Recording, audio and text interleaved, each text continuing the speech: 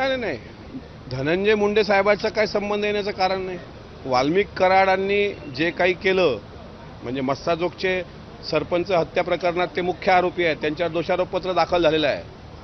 वाल्मिक कराडचा जर त्या घटनेशी संबंध आहे तर वाल्मिक कराड दोषी ना.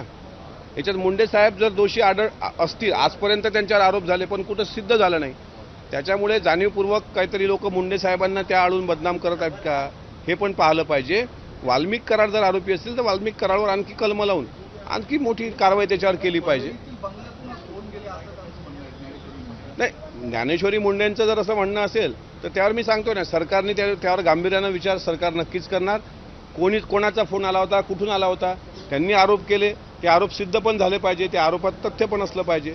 शेवटी त्यात आरोपात जर तथ्य आढळलं तर जो कोणी दोषी असेल त्यावर कारवाई होणार.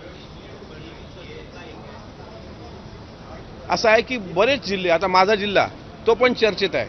गेल्या अनेक दिवसांपासून अनेक महिन्यांपासून त्यामध्ये खून मारामाऱ्या. आता काल तर पोलिसांच्या पथसंचलनामध्येच अट्टल म्हणजे अंमली पदार्थाचा तस्कर तो पोलिसांवर पैसे उधळताना आढळला. अकोला असेल, बीड असेल, ही क्राईमकडे यांची वाटचाल काय त्याचं मुख्य कारण आहे तिथे असलेली बेरोजगारी. एकदा तिथे उद्योगधंदे उभे झाले, एकदा तरुणांच्या हाताला काम मिळालं तर या अशा प्रकारचं जे आम्ही पाहतो पुण्यामध्ये, नागपूरमध्ये डेव्हलपमेंट होते, इन्फ्रास्ट्रक्चर मोठ्या प्रमाणात होतोय, दळणवळणाची साधनं निर्माण होत आहेत.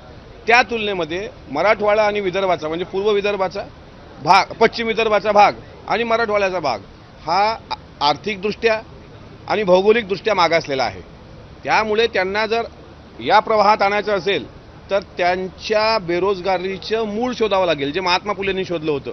विद्येविना मती गेली, मतीविना गती गेली, गतीविना नीती गेली, नीतीविना वित्त गेले आणि वित्ताविना शूद्र खचले. त्यांच्या हाताला जर एवढे अनर्थ सगळे एका अविद्येने केले, त्याच्यामुळे त्यांचं एज्युकेशन त्यांना एकदा फोकस करणं आणि त्यांच्या बेरोजगारीचा प्रश्न मिटवणं.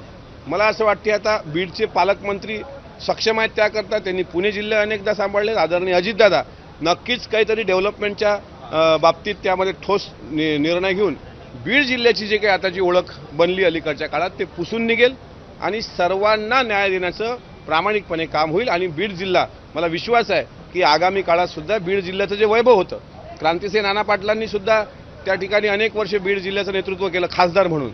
असा मोठा भौगोलिक आणि राजकीय गोपीनाथराव मुंडे साहेबांचा वारसा लाभलेला जिल्हा आहे. त्यामुळे त्या जिल्ह्याची ओळख ही पूर्ववत होणार, यात काही दुमत असण्याचं कारण नाही.